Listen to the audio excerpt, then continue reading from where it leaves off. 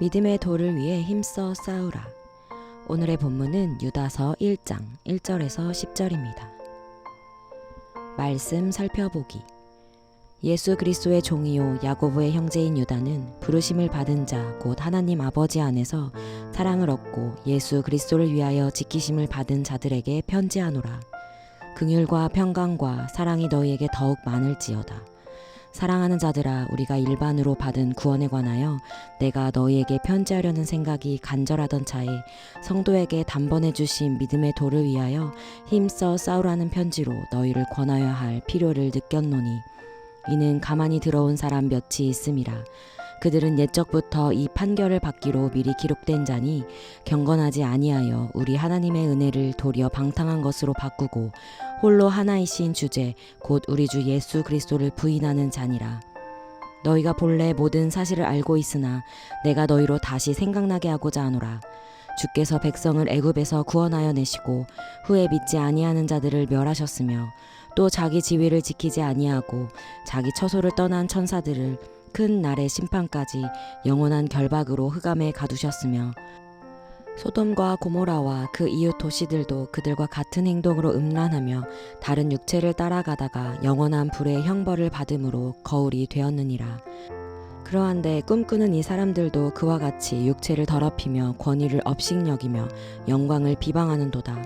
천사장 미가엘이 모세의 시체에 관하여 마귀와 다투어 변론할 때에 감히 비방하는 판결을 내리지 못하고 다만 말하되 주께서 너를 꾸짖으시기를 원하노라 하였거늘, 이 사람들은 무엇이든지 그 알지 못하는 것을 비방하는도다. 또 그들은 이성 없는 짐승같이 본능으로 아는 그것으로 멸망하느니라. 오늘의 팁.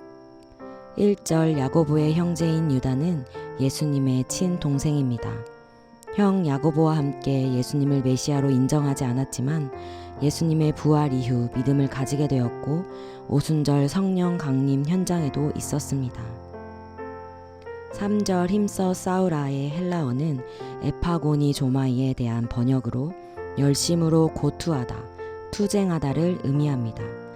투쟁을 위한 강한 어조로 적이 탈취하고자 공격해 올 때 지키기 위해 싸우는 것을 의미합니다. 4절 판결의 헬라어는 크리마에 대한 번역으로 심판자의 결정, 판정, 심판, 선고, 처벌을 의미합니다. 말씀 이해하기. 유다는 하나님께서 성도들에게 베풀어 주신 구원에 대해 글을 쓰길 원했습니다. 그러나 그는 공동체 안에 참된 복음과 성도의 바른 삶을 왜곡시키는 배교자들로 인해 좀 무겁고 엄중한 경고의 내용으로 편지를 기록합니다. 배도자들은 초기 영지주의 이단의 모습을 보입니다. 그들의 특징은 다음과 같습니다. 첫째, 하나님의 은혜를 왜곡하고 방탕한 삶을 살아갑니다.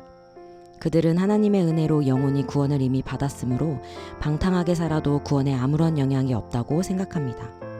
유다는 그들의 생각과 주장이 잘못되었으며 그들은 심판받을 것을 확증하기 위해 출애굽으로 애굽에서는 구원받았지만 하나님을 믿지 않아 광야에서 멸망당한 이스라엘 사람을 예로 제시합니다. 죄와 사망에서 구원받은 자는 주인이신 하나님을 믿고 따라야 합니다. 이것이 진정한 구원을 누리는 것입니다. 둘째, 유일한 세상의 통치자 예수님을 부인합니다. 그리고 권위를 업신여깁니다. 유다는 배교자들이 그들의 이런 모습 때문에 심판받을 것을 확증하기 위해 한때는 흠없고 거룩했던 천사들이 타락하여 죄에 빠지자 어떤 처지가 되었는지를 설명합니다.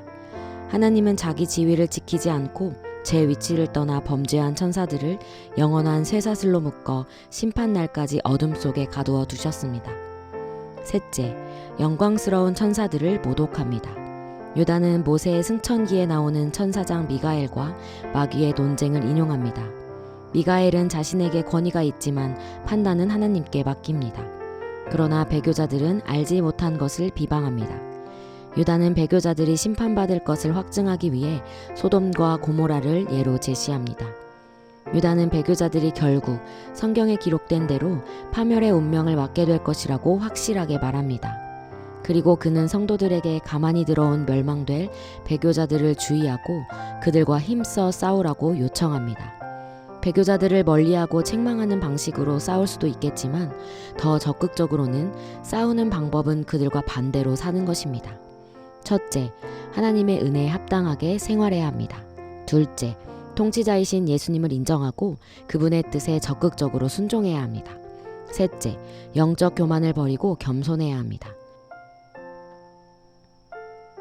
오늘날 그리스도인과 교회 안에도 초기 영지주의와 같은 잘못된 모습이 있을 수 있습니다. 구원의 확신은 있으나 삶으로는 주님의 가르침을 따르지 않고 주님의 보혈로 죄에서 해방되었지만 여전히 쾌락을 사랑하고 죄 가운데 자신을 방임하는 모습이 그렇습니다. 우리 그리스도인은 하나님을 주인으로 인정하고 그분의 가르침을 따라 세상과 구별되고 세상을 향해 빛과 소금의 역할을 감당하는 삶을 살아야 합니다. 말씀 따라 살아가기. 당신이 주님을 따르기보다는 죄를 사랑하고 죄에 굴복하여 반복적으로 짓는 죄는 무엇이 있습니까?